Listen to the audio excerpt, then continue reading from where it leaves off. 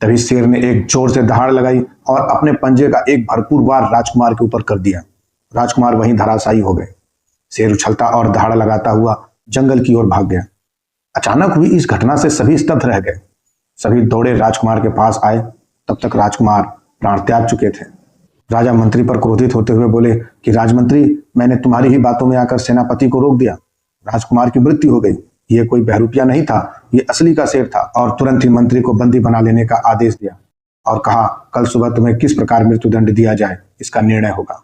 जय श्री राम। चैनल लोकरंजन प्रेरक प्रसंग में आप सभी का स्वागत है। हम अपने बड़े बुजुर्गों से ये सुनते आ रहे हैं कि हम सभी कठपुतली की तरह हैं, जिसकी डोर भगवान के हाथों में है। कभी कभी हमारे मन में विचार आता है कि हम इस संसार में क्यों आए हैं, हमारा किरदार क्या है, यहाँ पर क्यों कोई राजा बनता है, कोई भिखारी, कोई गुरु तो कोई शिष्य। ऐसा लगता है जैसे भगवान ने हमें इस संसार रूपी रंगमंच पर भेजा है एक रोल देकर, लेकिन हमारे हाथों में स्क्रिप्ट नहीं दी है और हम सभी पूरी जिंदगी यही समझने में लगा देते हैं कि हमें करना क्या है, अब आगे क्या होगा, इस रंगमंच पर अगला दृश्य क्या होगा। आज मैं आप सभी को एक ऐसे ही बहरूपिये की कहानी सुनाने जा रहा हूं जो सिर्फ अपने कपड़े और चेहरे को ही नहीं बदलता, वरन वह अपना स्वभाव भी नए रूप के अनुसार बदल लेता था और अपनी कला में कभी भी कोई दोष नहीं आने देता। एक दिन उसका ये अभिनय सभी को एक सबक सिखा गया। बहुत समय पहले की बात है। एक गांव में एक प्रसिद्ध बहरूपिया रहता था। वह सिर्फ मुंह चिपका कर मेकअप करके ही सैनिक नहीं बनता, वह सैनिक की तरह कठोर स्वभाव को भी बना लेता था। लोग डर जाते लेकिन उसे पहचान नहीं पाते। जब वह किसी साधु का रूप धारण करता तो वह सिर्फ साधु के कपड़े ही नहीं पहनता, बल्कि भिक्षा मांगते समय, आशीर्वाद देते समय उसकी आवाज में भी प्रेम का भाव आ जाता। सभी नतमस्तक हो जाते हैं। कोई पहचान ही नहीं पाता कि ये वही बहरूपिया है। उसके बारे में प्रसिद्ध था कि अगर यह किसी का भी रूप धारण कर ले तो उसकी खुद की मां भी उसे नहीं पहचान पाएगी कि यही मेरा बेटा है।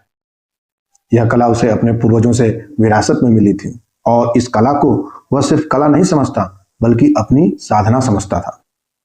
जिस तरह भगवान की पूजा की जाती है श्रद्धा और भक्ति से, उसी तरह वो अपने इस कला की पूजा करता था। एक दिन वह राजा के दरबार में गया और बोला, महाराज, एक बार मुझे अपनी कला दिखाने का अवसर दें। राजा बोले, ऐसी क्या विशेषता है तुम्हारे कला में? तभी मंत्री मुस्कुराते हुए उठे और बोले, महाराज, मैं इसे जानता हूं, यह हमारे राज्य का एक अद्भुत कलाकार है। राजा ने कहा, अच्छा ठीक है, लेकिन यह कला क्या दिखाएगा? बहरूपिया बोला, महाराज, आप जो भी रूप कहें मैं धारण कर सकता हूं, पर आप मुझे पहचान नहीं सकते। राजा बोले, यदि पहचान लिए गए तो? बहरूपिया बोला, महाराज, आप जो भी दंड देंगे वो हमें स्वीकार रहेगा। राजा बोले, ठीक है, तो एक काम करो, तुम शेर का रूप बनाकर दिखाओ। उस बहरूपिया ने कहा कि राजन, शेर का रूप धारण करने को मत कहिए। राजा बोले, क्यों? तो वो बोला, क्योंकि शेर का स्वभाव बहुत ही क्रूर होता है और ये रूप आपको या आपकी प्रजा का अहित करा सकता है। क्योंकि मैं अपनी कला में तो कोई दोष नहीं आने देता, मैं अपना स्वभाव भी अपने धारण किए हुए उसी रूप के जैसा कर लेता हूं। फिर चाहे मेरे प्राण ही क्यों न चले जाएं, मैं जिस भी रूप में रहता हूं वही प्रवृत्ति धारण किए रहता हूं। राजा ने कहा, लगता है कि ये शेर का रूप धारण करना तुम्हारे बस की बात नहीं है और इसीलिए तुम व्यर्थ की डींगे हाँक रहे हो। बहरूपिये ने कहा कि ठीक है महाराज, लेकिन शेर का रूप मैं तभी धारण करूंगा जब आप मुझे अभय दान देंगे। राजा ने अभय दान दिया। बोला, ठीक है। राजा ने सोचा कि ये क्या करेगा, थोड़ा दहाड़ेगा, उछल कूद करेगा और जिसे देख सभी ताली बजा देंगे, कुछ इनाम दे देंगे। अब उन्हें क्या पता था कि यह दहाड़ ही उनके जीवन भर के दुख का कारण बन जाएगी। पूरे राज्य में यह खबर फैल गई कि बहरूपिया अब खतरनाक शेर का रूप धारण करने वाला है। सभी सचेत हो गए। लगभग 10-12 दिनों के बाद राजधानी में एक उत्सव मनाया जा रहा था। राजा अपने मंत्री और अपने दोनों राजकुमारों के साथ एक ऊंचे मंच पर बैठे हुए थे। नगर की कुछ स्त्रियां और पुरुष सामने नृत्य कर रहे थे। तभी अचानक एक शेर की दहाड़ हुई। एक खतरनाक भयंकर शेर मैदान के बीचों बीच आ गया। चारों ओर भगदड़ मच गई। सभी अपनी जान बचाने के लिए भागने लगे। राजा ने तुरंत ही सेनापति को आदेश दिया कि अभी सभी सैनिकों को लेकर जाओ और इस शेर को डरा धमका कर यहां से भगाओ। तभी मंत्री बोले, महाराज रुक जाइए, यह कोई वास्तविक शेर नहीं है, बल्कि ये वही बहरूपिया है जो आपके आदेशानुसार शेर का रूप धारण करके आया हुआ है। हमें घबराने की आवश्यकता नहीं है, ये अभी कुछ देर तक लोगों को डराएगा फिर भाग जाएगा। राजा बोले कि तुम्हें विश्वास है, लेकिन मुझे तो नहीं लगता, मुझे तो लगता है ये शेर है। मंत्री ने कहा नहीं महाराज, आप रुक जाइए। सेनापति को रोक दिया गया। राजा उस शेर की सभी क्रियाकलापों को ध्यान से देखने लगा। मंत्री की इस बात को राजा के छोटे पुत्र ने भी सुना कि ये असली शेर नहीं है। उसे भी आश्चर्य हुआ, उसके अंदर उत्सुकता जगी कि थोड़ा नजदीक से देखा जाए। राजकुमार थोड़ा शरारती था ही। वह शेर को नजदीक से देखने के लिए मैदान में उतर आया और फिर शेर के बिल्कुल नजदीक जाकर उसकी आंखों में उंगली डाल दी। तभी शेर ने एक जोर से दहाड़ लगाई और अपने पंजे का एक भरपूर वार राजकुमार के ऊपर कर दिया। राजकुमार वहीं धराशायी हो गए। शेर उछलता और दहाड़ लगाता हुआ जंगल की ओर भाग गया। अचानक हुई इस घटना से सभी स्तब्ध रह गए। सभी दौड़े राजकुमार के पास आए। तब तक राजकुमार प्राण त्याग चुके थे। राजा मंत्री पर क्रोधित होते हुए बोले कि राजमंत्री, मैंने तुम्हारी ही बातों में आकर सेनापति को रोक दिया। राजकुमार की मृत्यु हो गई। ये कोई बहरूपिया नहीं था, ये असली का शेर था। अब मंत्री भय के मारे कांपने लगे कि अब क्या होगा। लेकिन अभी भी मंत्री को पूर्ण विश्वास था कि वो असली शेर नहीं बल्कि बहरूपिया ही था। लेकिन ये बात अभी वो बोलता तो राजा तुरंत उसे वहीं तलवार से मौत के घाट उतार देता। अगले दिन राज्यसभा में राजा और सभी सभासद चिंतित हुए बैठे थे।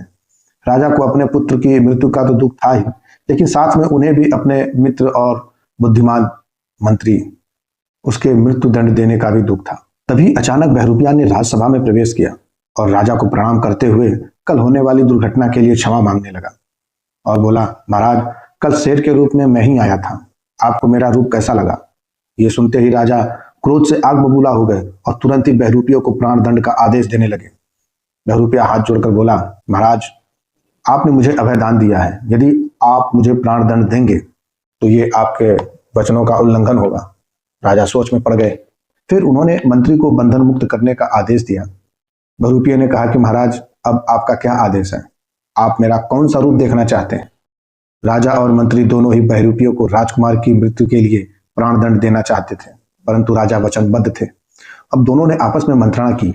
मंत्री ने कहा कि महाराज, जैसे आप उसे अभय दान देकर वचनबद्ध हैं, वैसे ही इस बहरूपियों को भी वचनबद्ध कर देना चाहिए। तब मंत्री ऊंची आवाज में बहरूपिये से बोले कि तुम्हें इस बार जो रूप बनाने को कहा जाएगा, यदि तुम उसे सही से निभा लोगे तो तुम्हें राजकोष से स्वर्ण मुद्राएं इनाम में मिलेंगी। यदि सही से नहीं निभा पाए तो तुम्हें प्राण दंड दिया जाएगा। बोलो, स्वीकार है? बहरूपिया समझ गया कि राजा और मंत्री दोनों ही मिलकर मुझे राजकुमार की मृत्यु के कारण प्राणदंड देना चाहते हैं। फिर भी उसने चुनौती को स्वीकार किया। तब मंत्री बोले कि अब तुम्हें एक सन्यासी महात्मा का रूप धारण करना है। बहरूपिया बोला, ठीक है, जो महाराज का आदेश। वह चला गया। कुछ दिनों बाद राजधानी में एक खबर फैली कि नदी किनारे एक बहुत ही पहुंचे हुए महात्मा आए हुए हैं। वे बहुत ही ज्ञानी हैं, बहुत ही अच्छा उपदेश देते हैं।